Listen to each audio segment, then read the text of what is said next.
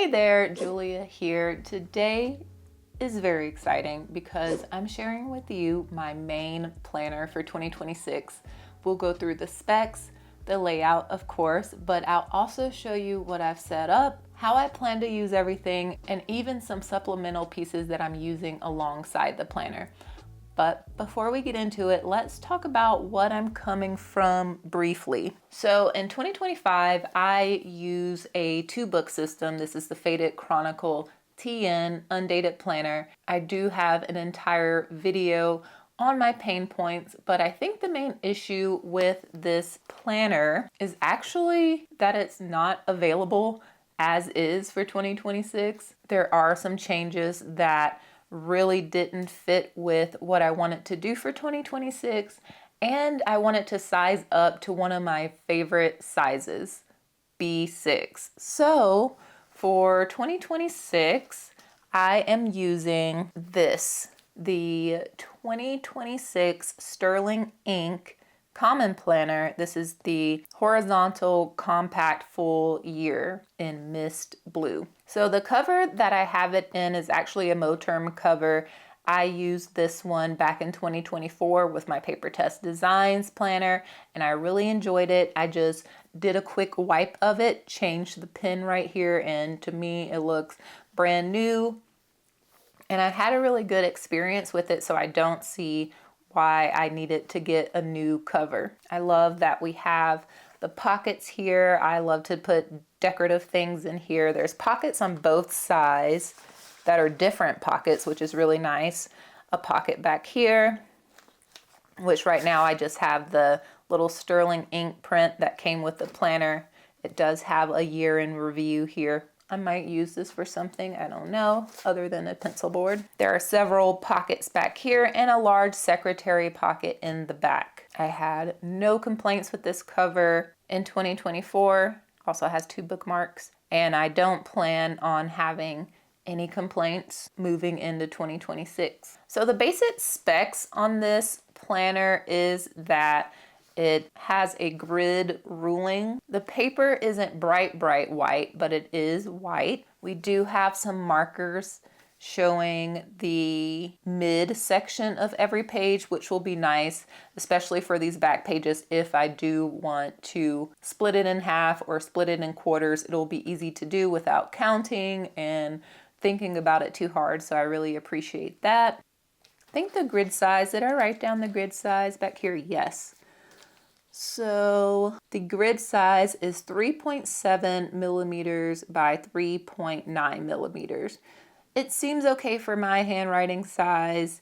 I am kind of overshooting it a little bit, but it seems like it's going to be okay. The whole planner is 272 pages. The cover is a PU leather soft cover, and the paper is the new Tomoe River paper. I've said this in several other kind of setups, like my ink journal setup. I am trusting the Tomoe River paper for 2026. They made some changes after the 2025 debacle, and I have done pen tests on everything, swatch tests. I think that's super important. Just be able to have larger sections of ink without craziness or bleed through on the back. And so I always pick inks that are heavy sheen or just like really saturated, because it's kind of like worst case scenario. So the pen test came out pretty great with all of my usual materials here. So I think we're going to be good. So let's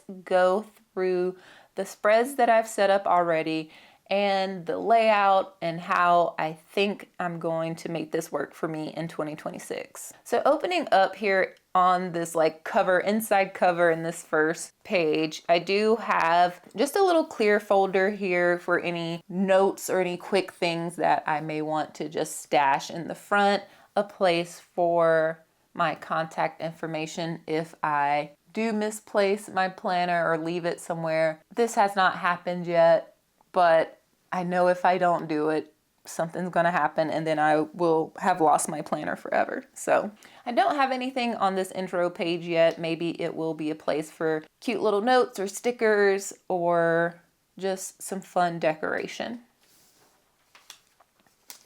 Opening up, we have the year at a glance page. I typically use these types of pages in pre-printed planners as my period tracker.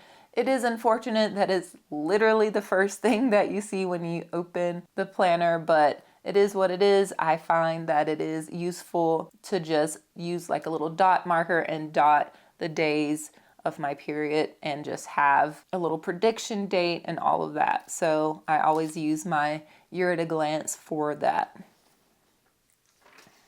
And then as the tab shows, I have my admin section in the front this year where it belongs. I'm sure this blank spread is supposed to be used for vision boarding and sort of that yearly overview, but I thought it was the perfect place for my admin checklist and whiteboard. So you can see maybe that this has, there we go, a little bit of shininess to it. That's because this is my built-in whiteboard.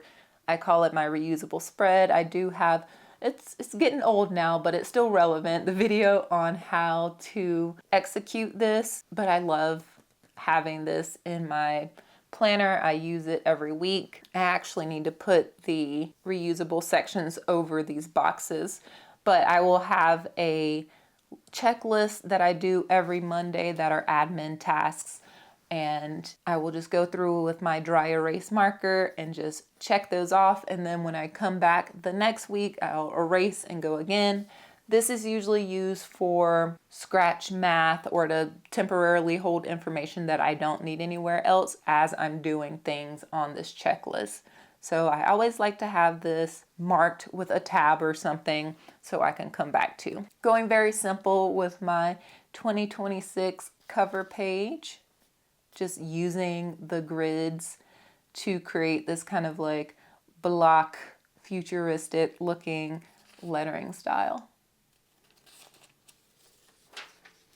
Flipping over, I pretty much reconstructed this entire spread. So this was the, I think she calls it like the goal breakdown page. And so you have these tables of what the goal is, what you're gonna do someday, yearly, monthly, daily, weekly, whatever on here. And that's just like not how I tackle goals, or I don't even call them goals. I instead have focus areas, and I like to make focus statements about those focus areas so I don't feel super pressure to meet these goals every year. Like I just want to be headed in the right direction and thinking about certain things as I work through the year. So I have a section to write in what those 5 focus areas are and the focus statements that go with the focus area. So I have that here, and then over here on the left, I've changed this section into my word of the year, what the definition is for that word, and then any thoughts of how I can embody that word and think about that word year long. So yeah, I think this turned out pretty good considering I totally restructured the page. I did use some of the grid skeleton, but yeah. Turning over, this is supposed to be used, I do the supposed to be in air quotes, as a yearly tracker of some sort. I know people do their steps or the temperature outside or things like that. I thought it would be fun to use it as a travel log to just see where we go, how many overnight trips we have, whether it's for work or for fun, and just block out the different days and maybe write in like where it was and for what purpose. So that is what I am using this spread for. In the past, I've typically made a spread like this, not this particular layout. So this will be fun too. I think it'll be nice and visual, and yeah. All right, flipping over here to these quarterly sections, I again restructured this slightly because coming from my bullet journal background, there are things that I love to have and that I've been using for years and years and that I need. So I have my future log, but it is broken up quarterly.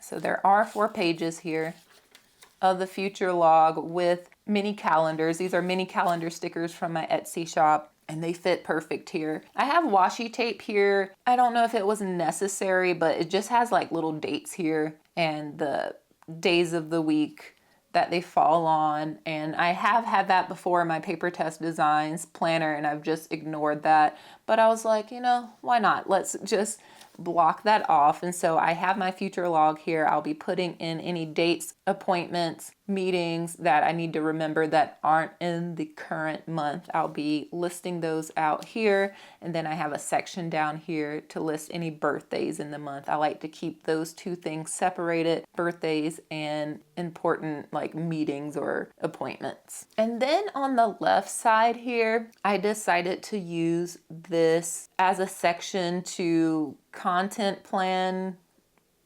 loosely. I just like to have the dates and be able to see like what I'm filming on certain dates and when those things are going to release and any other content that I'm working on. Just having it here so that I can compare like when we're going to be away versus when I need to film something. Just having a quick reference here is going to be nice and is something new that I'm including here that I haven't done in the past, just because there hasn't been that room in a future log since, like having it broken down quarterly like this. So I'm very excited to see how this works. I do really like the layout of this though.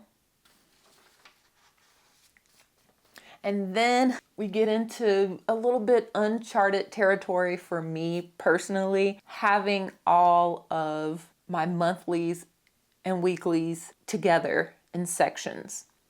We'll see how it'll go. But up top, we have our monthlies. I am gonna just bring everything over from my 2025 planner and just set it in this monthly calendar for reference. But I do have the tab on January because that's when I'm starting to use this, is January 1st. Probably, honestly, December 29th. So we have all of our monthlies. Seems like ample space for decoration along the sides here, and even in these sections that aren't a part of the current month, plenty of room for decoration. The boxes are nice and large there. Let's see, 1, 2, 3, 8 by 7 grid spaces. So that seems like it'll be great. So we have all the monthlies. We even get January of 2027. And then I've added tabs for when the months begin.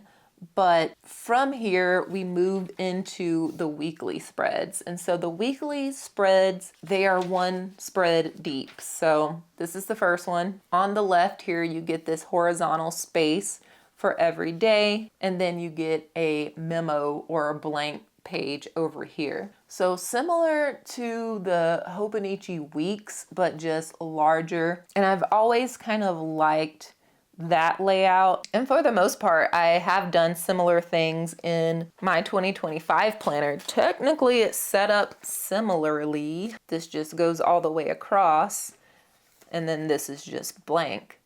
So I'm thinking that I could split this down the middle here and have my events and appointments kind of written in here. Day-specific tasks can go here, or a master task list. And then my little daily musings or task lists. Or I've been thinking about going back to the Alistair method, which I haven't used in quite a while, but here's an old bullet journal. Let's see if I can find an example. Okay, just kidding. I have to go back further than 2023. Wow, this is December 2021. So I was thinking of maybe going back and trying, because I did like it just fine, this Alistair method of having the task list here and then just marking what day I end up doing the task. This was a crazy week. Oh, I just had like a little flip down. That's cute. So yeah, kind of using this page for this type of task tracking. So that was one thought for that, or using half of this page for a task list and then my little daily sections or week specific notes here. So we continue on week by week all year. And then after that last week, I have set up my 2026 year in photos. I love to do this every year. Here's the one from 2021, but I just pick a photo and print it out every month so you can see at a glance how the year went, just have like a little memory keeping moment. And for this one, I've varied it up as far as like we have some vertical photos, we have some horizontal ones. So this will be fun to fill up. There's 2 spreads of that. And then we move on to my index. So the index is just going to be me documenting anything in this back note section that I feel like I'm going to come back and look for. Because yay, these pages are numbered back here. And there are, it goes to 119. So plenty of pages. And I don't have to record every single thing in the index, just things that I may want to look back on. So I have that set up, of course, with a tab.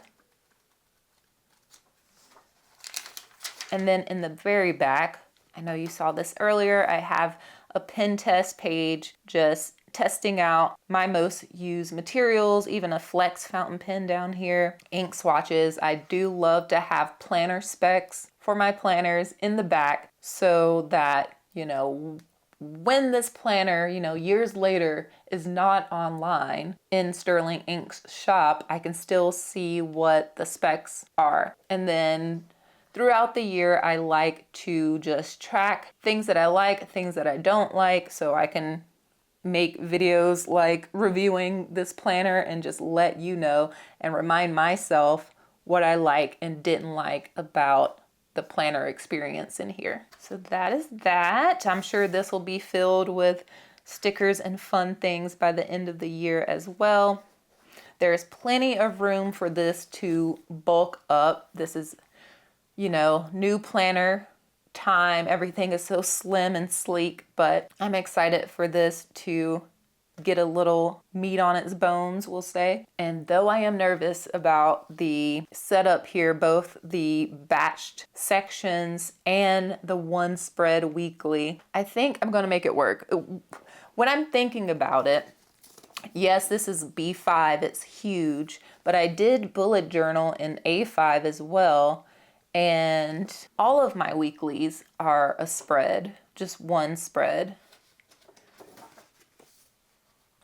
So it is doable. I have done it before. I think it'll be fine. I do have a few supplemental things that I plan on working inside in tandem with this main planner, at least in this cover. The first thing is this. This is a Sterling Ink B6 blank notebook, like an insert notebook. It's very thin and it fits beautifully in this back secretary cover. You can't even tell that something else is back there. But I am using this as a content planner as well. These are MD calendar stickers, and I plan on using this for 6 months and then swapping it out for another one the last 6 months of the year. So on every page, I can get a little messy here about when I want to post things on Instagram and here on YouTube, and then any other thoughts, ideas, things that get sent, whatever, can kind of get jotted down here.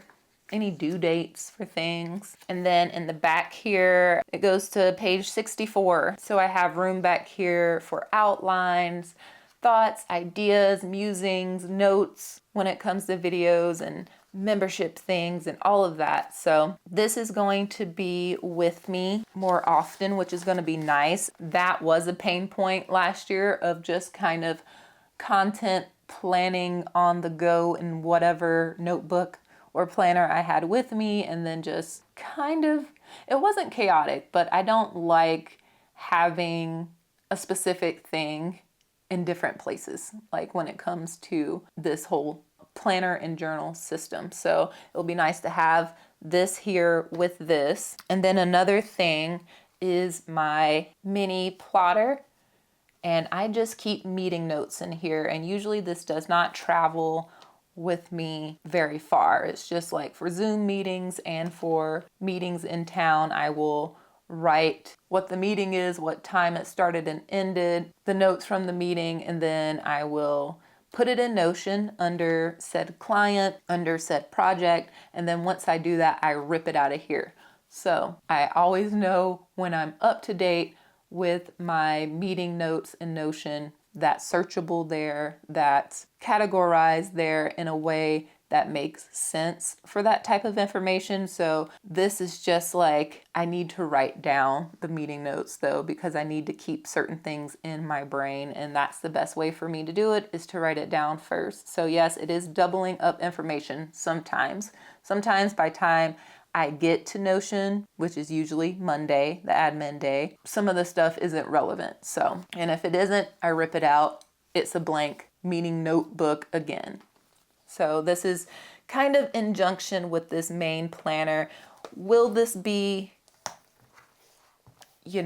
coupled up like this? Not very often, but they do kind of work together. They will be in the same space. So yeah, that is my 2026 planner setup, the main squeeze. Let me know what you think here, and any advice if you've used this Sterling ink layout or something similar before. Follow me over on Instagram for more regular planner updates and spread photos. And be sure to subscribe if you enjoy fountain pens, inks, planning, and journaling. I recently set up one of my favorite journals in my lineup, my ink journal. And if you need some more inspiration or just want to take a look at that, I'll leave that for you right here. Thanks so much for watching. Extra thanks and love to the channel's members, and I'll catch you all in the next one.